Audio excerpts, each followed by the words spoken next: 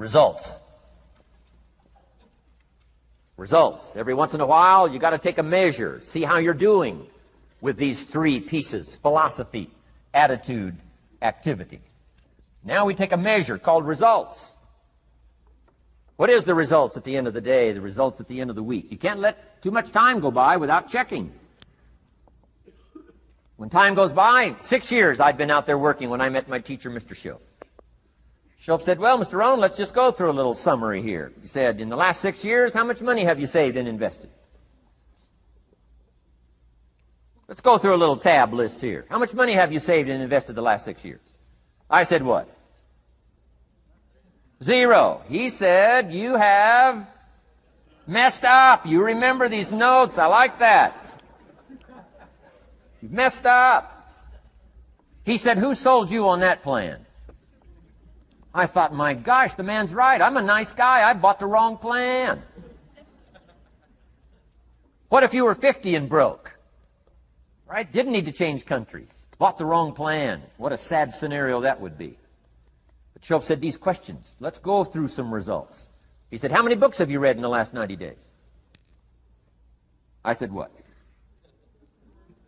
0. Wisdom of the world available? Change your life, change your future? Wisdom of the world available? Develop any skill you want? Earn the kind of income you want? Have all the treasures you want, equities you want, relationship with your family that you want, everything that you want available, and the wisdom of the world to help you get it? Haven't read any books in the last 90 days. My teacher said, Mr. Rohn, you have messed up. I'm telling you, you've got the deal. Schoaf said, Mr. Rohn, in the last 6 months, how many classes have you taken to improve your skills or to develop new skills? Go for the American dream. Become rich and powerful and sophisticated and healthy and influential. How many classes have you taken in the last 6 months? I said, how many? 0. He said, you have messed up. He said, you don't need to unmess the country.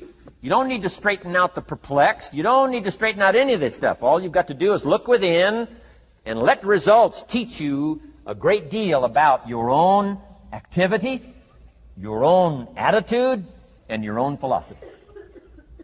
I went through that process. Take this phrase home. Results is the name of the game. What other game is there? Results.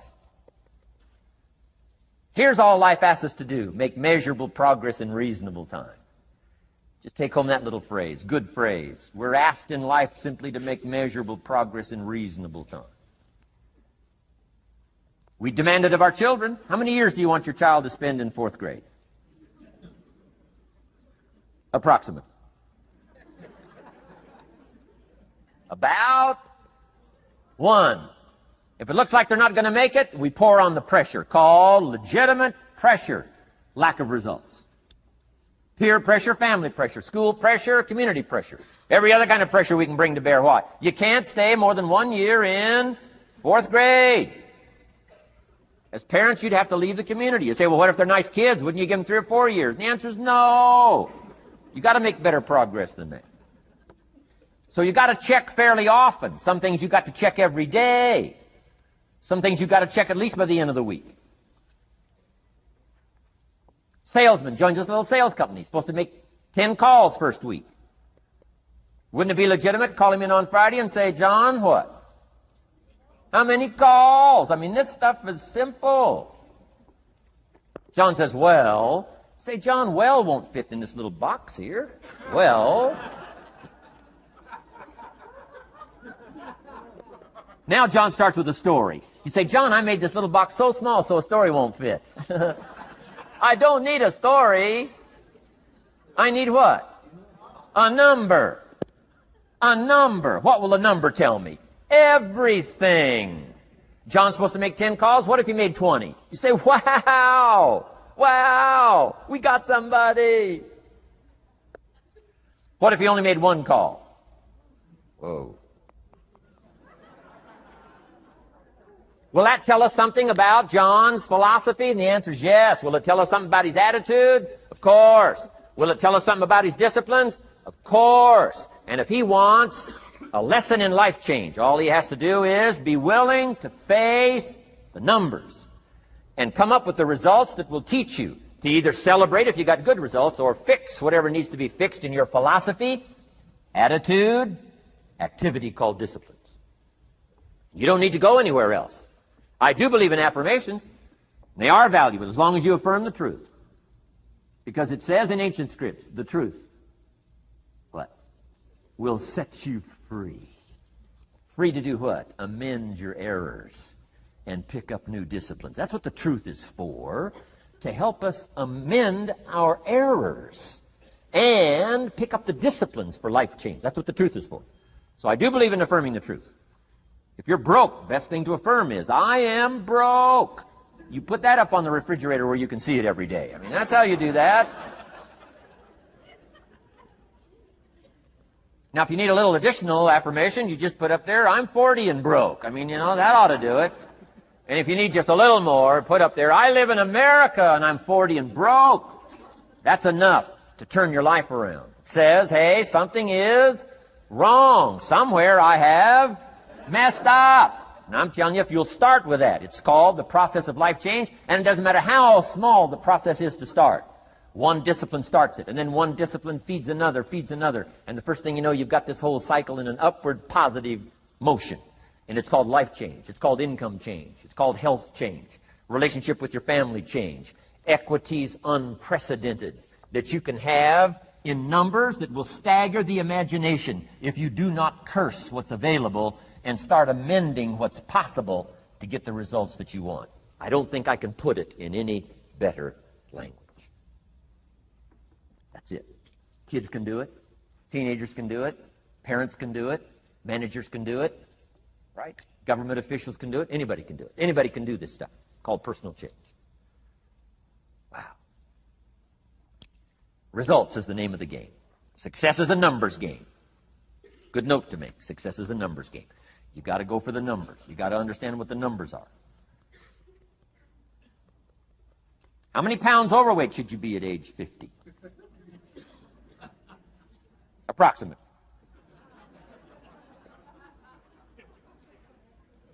John says, I got big bones. We'll give you 10 pounds.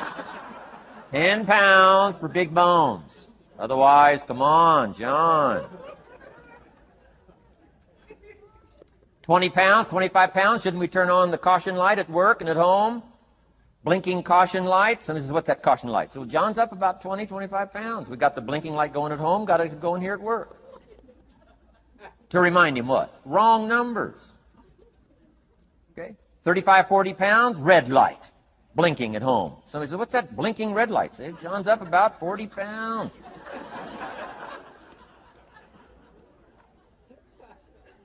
50 pounds, we got the siren. What's that siren at home and at work? John's up about 50 pounds. Cholesterol, almost out of control. Come on. Success is a numbers game. I'm asking you to be mature enough to start checking your own numbers. How many books have you read in the last 90 days? Transform your life. Become cultured, powerful, sophisticated, healthy, influential, all the rest of the stuff you want. How many books? How many classes? How committed are you to taking what's available and turning it into equities unprecedented, since we live in a country that there's been no such country in the last 6,500 years?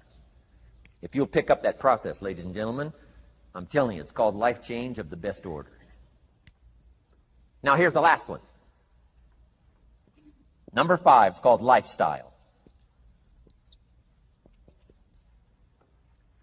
Lifestyle is simply learning how to live well.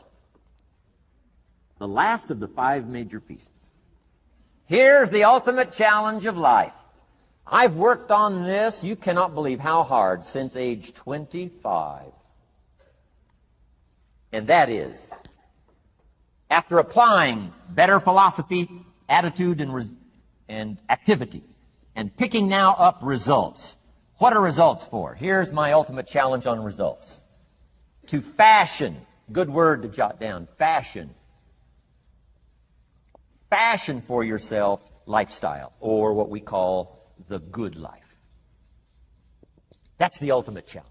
To take your results, take your money, take your results, take the return, take the equities you've gathered, and now fashion for yourself a good life, like weaving a tapestry. And Mr. Shoaff gave me all kinds of examples on lifestyle. He gave me 2 phrases that helped change my life. In case you have to leave early, let me give you these 2 phrases. It'll be worth the price of coming and being here today. Just take these 2 phrases home, in case you have to leave early. Here's number 1. Shoaff said, Mr. Rohn, if you wish to be wealthy, study wealth.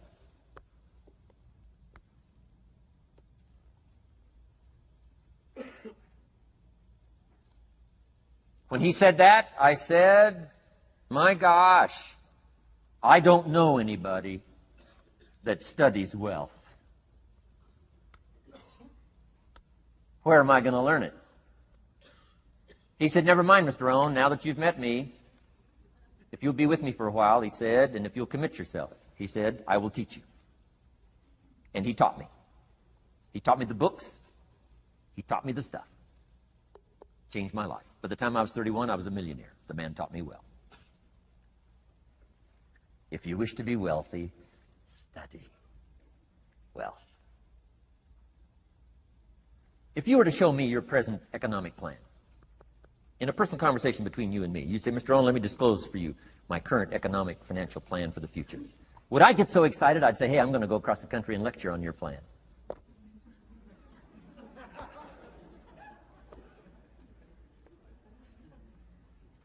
And if the answer is no, Mr. Rohn, you probably wouldn't want to go across the country and lecture on my plan. Here's my question to you. Why not? Why wouldn't you have a superior, powerful financial plan that's taking you to the places you want to go? I'm asking you, if you find yourself caught like I was at age 25, make the personal commitment today and say, I'm going to study and I'm going to change, and 5 years from now, nobody's going to be able to say, how come you don't have a superior plan living in a superior country with superior opportunity? Nobody's going to be able to say that 5 years from now of me. If you'll make that commitment, I'm telling you, this will be one of the most exciting days of your life. Not because of my seminar. It'll be one of the most exciting days of your life because of your commitment to this simple little process I've outlined for you. Here was the second phrase. Mr. Shoaff said, Mr. Rohn, if you wish to be happy, study happiness. I didn't know happiness was a study. My best hope for happiness at age 25 was to just go through the day with my fingers crossed. Hoping somehow something would make me happy. Shoaff said, no, Mr. Rohn, happiness is not something you postpone. Happiness is not something off in the future. Happiness is something you design. You've got to get the word. Happiness is something you design. Happiness is a study. Happiness is a practice. Happiness is an art. It's not an accident. It's an art. And anybody that wants to can study, practice the art of happy living. Happiness is like culture. Money doesn't make you cultured, but culture is within the grasp of all of us. How much is a book on sophistication in the marketplace? $4,000? No, $40. I'm telling you, in America, everything's available. Everything's within reach. All you have to be is committed to it and make it a study. Culture is a study. Sophistication is a study. It's not an amount. It's not an account. It's a study. Money doesn't make you sophisticated and cultured. I know a guy that's rich. He's a clod. The guy's a clod. Eats with his elbow in his soup. I mean, he's just a clod. Nothing much more pitiful than a rich clod. I mean, you know, it's a sad thing to see. Money doesn't make you sophisticated. Only study and practice makes you sophisticated. Only study and practice makes you cultured. And only study and practice makes you happy. Study and practice makes you rich. Key phrase, don't be lazy in learning.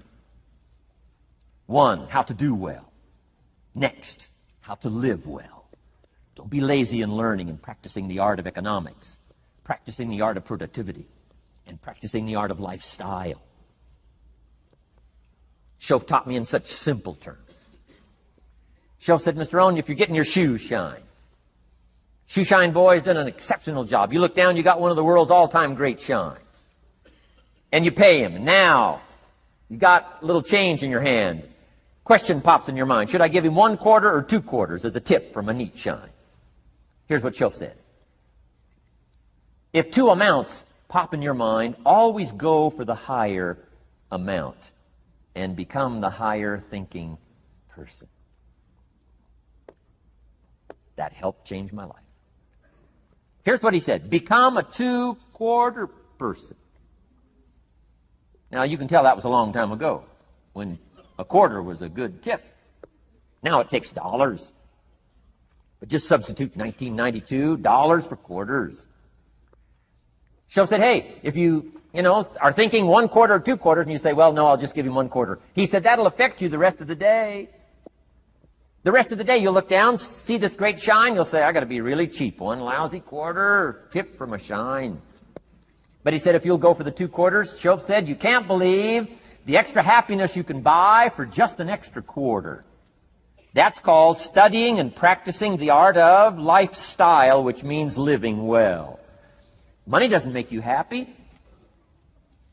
Father wads up a $20 bill, throws it at his son, and says, if you need the darn stuff that bad, take it, just get out of my face. How sad, a father with money and no joy. He studied economics, but he never studied joy. I'm asking you to turn that around. Turn that all around. I did a seminar one time, St. Louis, Missouri. When I finished a seminar like this, a man walked up and said, Mr. ROHN, you've really gotten to me. He said, I'm going to change my philosophy, I'm going to change my attitude, I'm going to change my life, I'm going to change everything. He said, you've touched me today. And he said, you'll hear about me. You'll hear my story someday. I said, okay. Right? A lot of people, right, say things. Sure enough, a few months later, I come back to St. Louis, did another seminar. When I finished my seminar, I saw this man come walking up. I didn't remember his name, but he said, I'm sure you'll remember me as the man who said, I'm going to go make some changes. You've touched me today. I said, I do remember you. He said, I'm telling you, things are already happening for me. I cannot believe in just a matter of months. He said, one of the things I decided to change was my relationship with my family. He said, my wife and I have 2 lovely teenage daughters. Parents couldn't ask for any more beautiful, lovely daughters. And he said, I'm the only one that's given them trouble. He said, these daughters of ours have never given us any trouble. He said, I've usually been the one all these years, giving all the trouble and all the static. He said, my daughters love to go to the rock concerts, and I'm always giving them trouble. They have to beg me for the money. He said, I don't want you to go. You stay out too late. Music's too loud. You're going to ruin your hearing. You won't be able to hear the rest of your life. And he said, I just get on their case. And he said, they keep begging, keep begging. Finally, when they beg long enough, I say, all right, here's the money. If you have to go that bad, just go. So that's how I've been up until now. But he said, after I left your seminar, I decided to change all that, called lifestyle, living well. He said, you won't believe it. Not long ago, I picked up the newspaper, and I saw an advertisement, and I knew my 2 daughters, it was one of their favorite performers, was coming to town. He said, guess what I did? He said, I went down and bought the tickets myself and brought them home, put them in an envelope.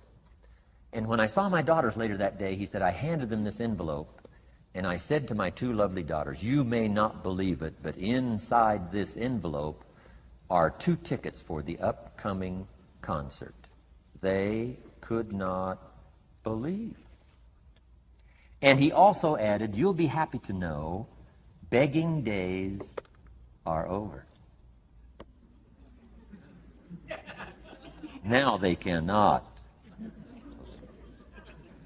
He said, now don't open the envelope till you get to the concert. They said, okay. So they go to the concert, come concert time, open up the envelope, hand the tickets to the usher. He says, follow me. And he starts down front. The girls say, hey, hold it, hold it. Something must be wrong. He takes another look, says, no, nothing's wrong, follow me. 10th row, center. Now they cannot leave. 10th row, center. The only tickets they were able ever to beg for was, right, 3rd balcony, can't see. He said, I stayed up a little late that night. Sure enough, a little after midnight, my 2 daughters come bursting through the front door. One of them lands in my lap. The other one's got her arms around my neck. They're both saying, you got to be one of the all-time world's great fathers. He said, Mr. ROHN, you're right. I can't believe. Same Money, different father. He said, I've started making the changes, and I decided to start with my teenagers, my girls. He said, what a difference it's making in my life. And I'm telling you, you can do that with your lifestyle. You can do it with your sales career. You can do it with your management career. You can do it with any part of your life. If you're looking for equities unmatched, do not curse the only thing you have. Don't complain about the only thing you have, which is seed and soil, sunshine, rain, miracle, and seasons. But start changing and processing and evaluating things like we're covering today, and this process of change will take off for you. You will not believe what can happen in such a short period.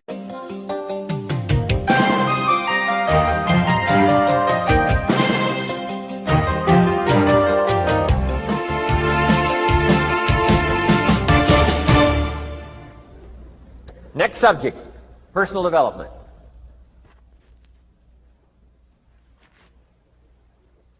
Some of the things Mr. Shoaff taught me starting at age 25, some things came quickly, some things came easily. Setting goals, that was easy. We're going to talk about that later on. But this one I had to struggle with, personal development. It was hard for me to give up my old blame list. It was so comfortable blaming the government and blaming my negative relatives and the company policy, unions, wage scale, economy, interest rates, prices and circumstances and all that. That was difficult for me to give up. That was quite a transition for me to make, and blaming myself. But Mr. Shoaff started out with something very, very important. Let me give that to you.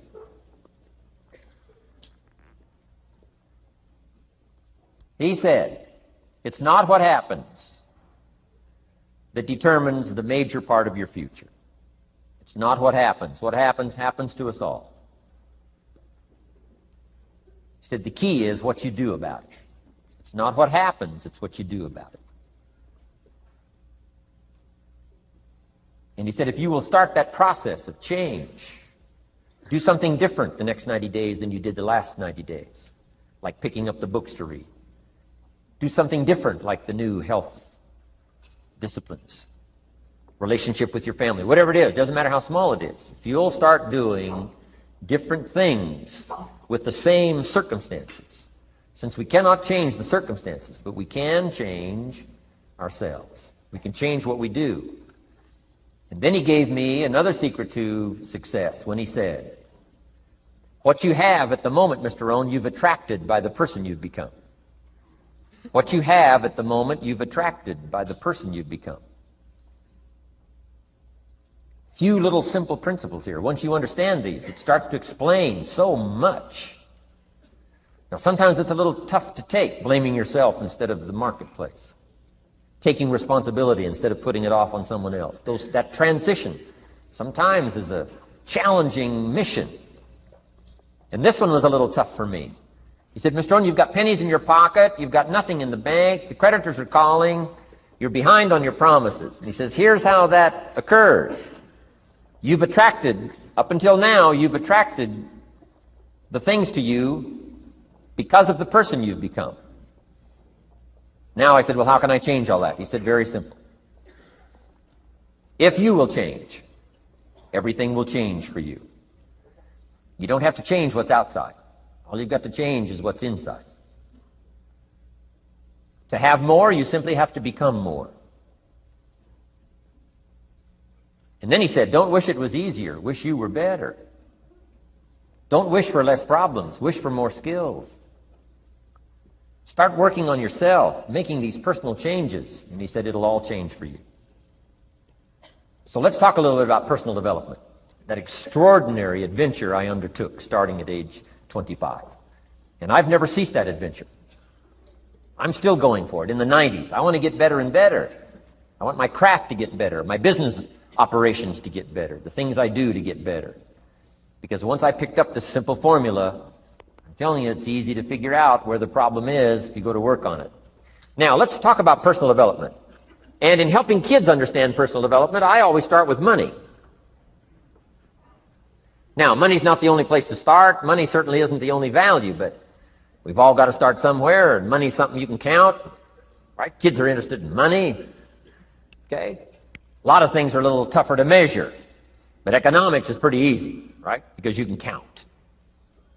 Okay, somebody says, how are you doing? You say, I don't know. Let's count. Now, this is not the only count. I understand that. There's a lot of other things to count. But to see if there may be some errors in your judgment and lack of disciplines in your life, we might as well start with money, because it's so easy to count. So let's just start there and see whether or not maybe we have messed up. Okay. So here's how I explain it to kids. We get paid for bringing value to the marketplace. Key to understanding economics. We get paid for bringing value to the marketplace. Marketplace is also described as reality. Reality, the marketplace. Now, it takes time. It takes time to bring value to the marketplace, but we don't get paid for time. It's very important for kids to understand, as well as adults. We don't get paid for time. Mistakenly, the man says, well, I'm making about $20 for an hour. Not true.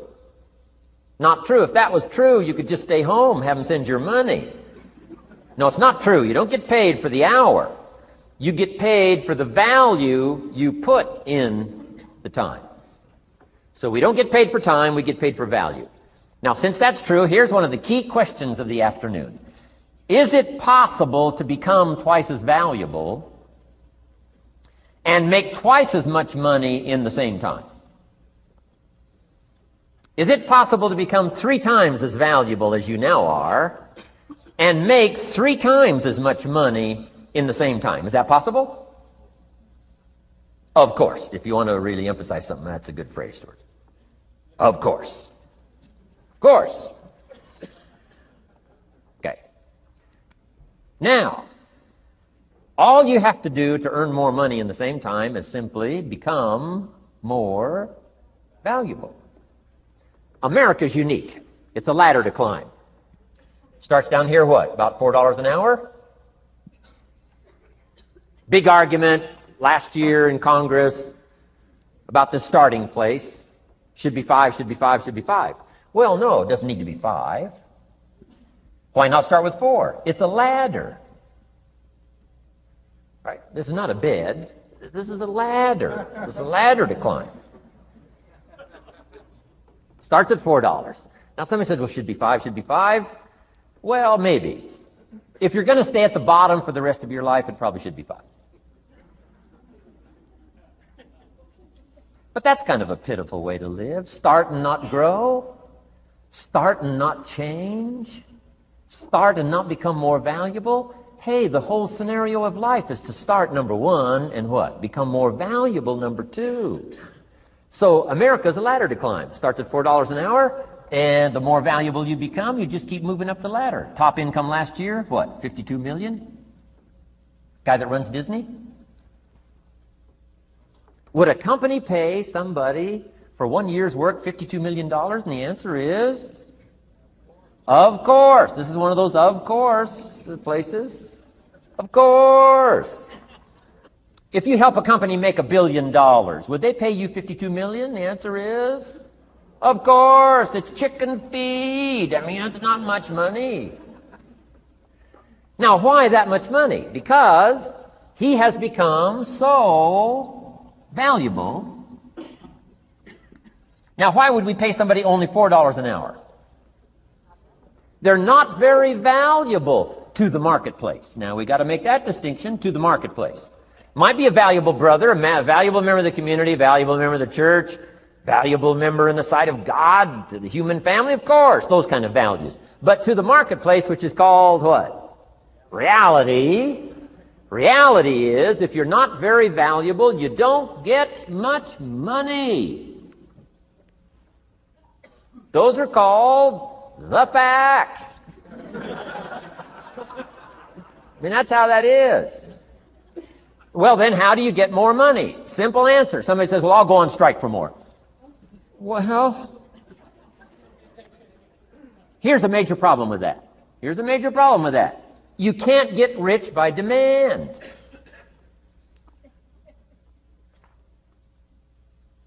Somebody says, well, I'm waiting for a raise. I'm telling you, it's easier to climb. than to wait for a raise. Why not just become more valuable rather than wait? I'm telling you, that's the key to all good things.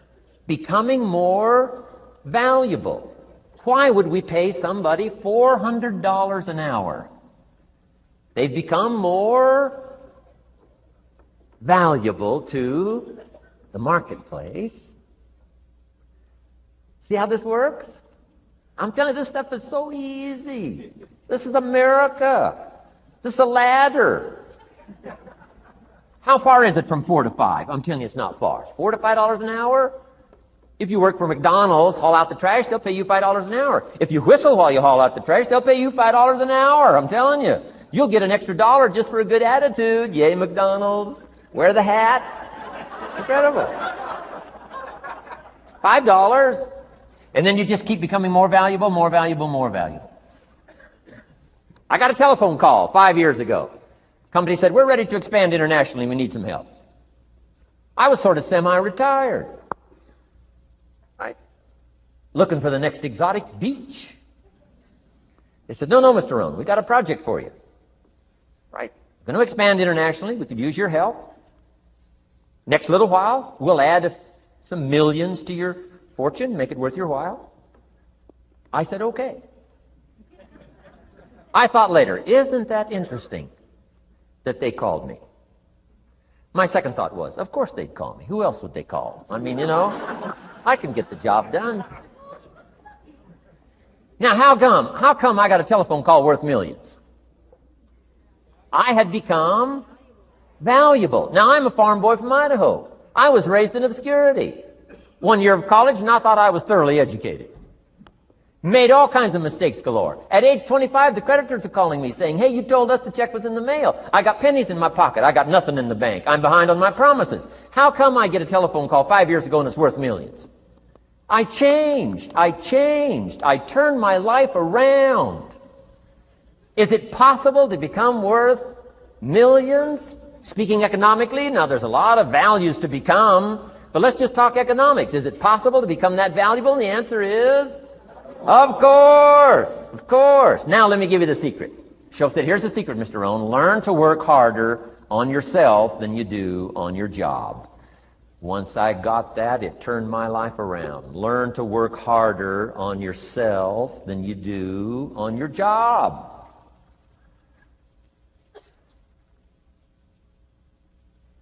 He said, if you work hard on your job, you'll make a living. If you work hard on yourself, you can make a fortune. If you would have known me at age 25, you would have said, Jim Rohn's a hard worker. If you'd have known me, you'd have said that. I'm the guy, I don't mind coming a little bit early, staying a little bit late. I don't mind that. You'd have said, well, Jim Rohn's a hard worker. You say, well, how come he's got pennies in his pocket and nothing in the bank and behind on his promises? Well, I was a hard worker, but I was working hard on my job, not on myself. I'm telling you, if you'll learn that simple little principle and start the process today, latest tomorrow, give you tonight to think it over. And start this whole process of personal development, work on yourself, make yourself more valuable to the marketplace. I'm telling you, you can so dynamically change your income, and economics is the least of the values that you can start earning in terms of equity if you'll start working harder on yourself than you do on your job. Work hard on yourself and develop the skills. Work hard on yourself and develop the graces. All of the stuff necessary to become more valuable to the marketplace. I'm telling you, your whole life can explode into change. Promotions, no problem. Becoming more valuable to the company, I'm telling you, no problem. Money, no problem. Economics, no problem. Future, no problem. If you just go to work on the right thing. Not get things out there to change. Don't try to change the seed. Don't change the soil. Don't change the sunshine. Don't change the rain. Don't change the mix of seasons. Let the miracle of everything that's available work for you, and start working on the inside. Work on your philosophy. Work on your attitude. Work on your personality. Work on your language. Work on the gift of communication. Work on all of your abilities. And if you'll start making those personal changes, I'm telling you, everything will change for you. Now, let me give you another scenario on personal development. It's called the 4 major lessons in life to learn. Before we get to the 4 major lessons in life to learn, let me give you a key phrase for your notes. Here it is. Life and business is like the seasons. Life and business is like the seasons. Frank Sinatra sings, life is like the seasons. Now, here's one of the key phrases that changed my life. Starting at age 25, you can see this whole scenario. Personal development for me began. I've never been the same since. Here's the next key phrase. You cannot change the seasons, but you can change yourself. You can't change the seasons, but you can change yourself. My best hope, right? When I'm 25 years old, my best hope was to go through the day with my fingers crossed saying, I sure hope things will change. I sure hope things will change. It seemed to be my only way for my life to get better if things would change. Here's what I discovered. It isn't going to change. It isn't going to change. I did a seminar one time for Standard Oil executives and management in Honolulu, now known as Chevron. And we're talking economics one day around the conference table. And one of them said to me, Mr. Rohn, you know some fairly important people around the world. You have a chance to travel internationally. Can you tell us what you think the 80s are going to be like? Now you can tell how far back this goes. He said, what do you think the 80s are going to be like? And I thought for a moment, and I said, gentlemen, I do know the right people. And I do have some experience, I think I can tell you. So they all leaned in a little closer, and I said, gentlemen, based on the people I know and based on the best of my own experience, I think in the 80s it's going to be about like it's always been. Aren't you glad you came today? I mean, that's inside stuff. I don't just spread that around everywhere. It's going to be about like it's always been. It isn't going to change. To hope that it'll change is called whistling in the wind, being so naive, hoping for something that isn't going to occur. I can give you the shortest history lesson that you can imagine in one sentence. What describes human history on the spinning planet the last 6,500 years? Let me describe it for you in one sentence. Here's human history in one sentence. Opportunity mixed with difficulty. That's about as simple as you can put it. And opportunity mixed with difficulty isn't going to change. The man says, well, if it isn't going to change for the future, if it isn't going to change in the 90s, how will my life ever change? Answer, when you change. And if you will change, everything will change for you. Your bank account will change, your income will change, your future will change, the ability to acquire your dreams will change, it'll all change if you will change. And now let's go through the scenario of the seasons. Life and business is like the seasons. Let's cover them. Here's number 1, major lesson in life to learn. Learn how to handle the winters. You say, well, Mr. Rohn, a lot of this stuff is fairly obvious. That's true. Just need somebody like me just to come along and remind us. This is what this is called today, a reminding session. I got no new truth for you to discover. This is all old stuff. We just need to hear it again. Somebody get on our case a little bit, right? We all need that. Here's number 1 lesson. Learn how to handle the winters. That's obvious. The winters come right after falls. And pray tell how often? Every year, according to written history, for the last 6,500. To cross your fingers and say, I hope it doesn't come. I'm telling you, we call that naive. Now, there's all kinds of winters. Not just the winter of the season, but there's all kinds of winters. Winter time, the down time, the discouraging time. One writer called it the winter of discontent. The winter when you can't figure it out, the winter when it all goes wrong. Economic winters, social winters, political winters, and personal winters. When your heart is smashed in 1,000 pieces, the nights are unusually long. It's called winter time. Barbra Streisand sings, it used to be so natural to talk about forever, but used to be's don't count anymore. They just lay on the floor till we sweep them away. You don't sing me love songs. You don't say you need me, and you don't bring me flowers anymore. A song of winter. But hey, we're acquainted with all those winter scenarios. We've been through them all. Now the question is, what do you do about the winters? Well, you can't get rid of January by tearing it off the calendar. But here's what you can do with the upcoming winters of your life. The long ones, the short ones, the easy ones, the more difficult ones. Here's what you can do. Get wiser and stronger and better. Just make a list of that trio of good words. Wiser, stronger, and better. To challenge for yourself the upcoming winters of your life, don't you think you could read more? Pick up the scenario, pick up the books, pick up the cassettes. So I would put some stuff on cassettes so you can listen to it. Put it in books so you can read it. Now putting it on video so you can see it. I'm telling you, anybody that wants to can get wiser. Next is stronger. Anybody can get stronger. If you're willing to do the push-ups, you can get stronger. If you're willing to put yourself through the paces, you can get stronger. Can you develop stronger skills? And the answer is yes. Start practicing, practicing, practicing. And you can get stronger.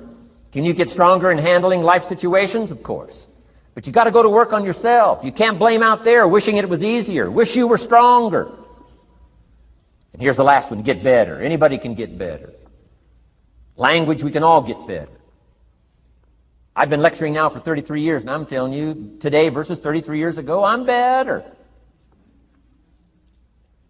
First time I gave a talk, I stood up, my mind sat back down. I mean, I've been through that whole deal. Opened my mouth, nothing came out for a while. My knees are banging together, the sweat's pouring off my face, I'm shaking like a leaf. It's called terror, in case you haven't tried it. Those first attempts. But I'm telling you, I got through it, and I did it again, and I got through it, and I did it again, and I got through it. And now, of course, I can lecture for a few hours in one day. Anybody can get better. Develop the skills, okay? Handle the upcoming winters. Don't wish away the winters. That's called naive. Wish for the skills. Wish for the strength. Wish for the wisdom. Here's the second major lesson in life to learn. Learn how to take advantage of the spring.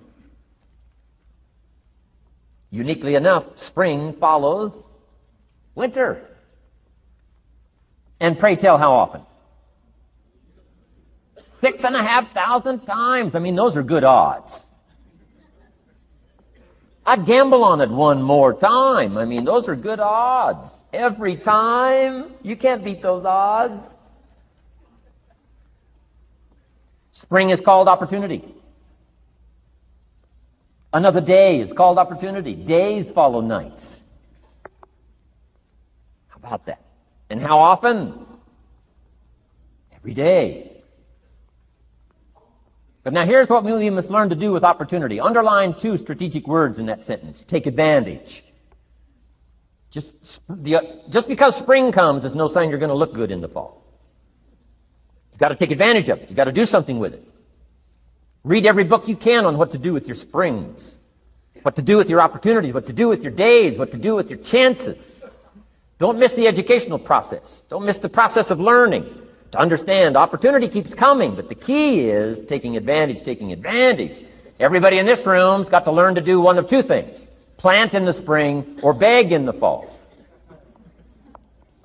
And it doesn't mean you can't become a sophisticated beggar, but you don't need the reputation. Learn to plant in the spring, take advantage. And there's an urgency here on springtime because there's just a few springs, handful of springs offered to each of us. So take advantage swiftly and quickly. Don't just let the time pass. The Beatles wrote, life is very short. And for John Lennon, it was extra short. For Michael Landon, it was extra short. But life is short. At the longest, it's short. So don't just let the springs pass. Take advantage. Seize the day. Seize the moment. Seize the opportunity. That's the key. Springtime. Life is fragile.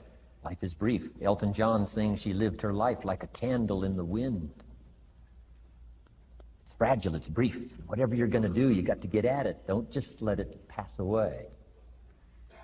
Here's major lesson number 3. In the summer, learn how to nourish and protect.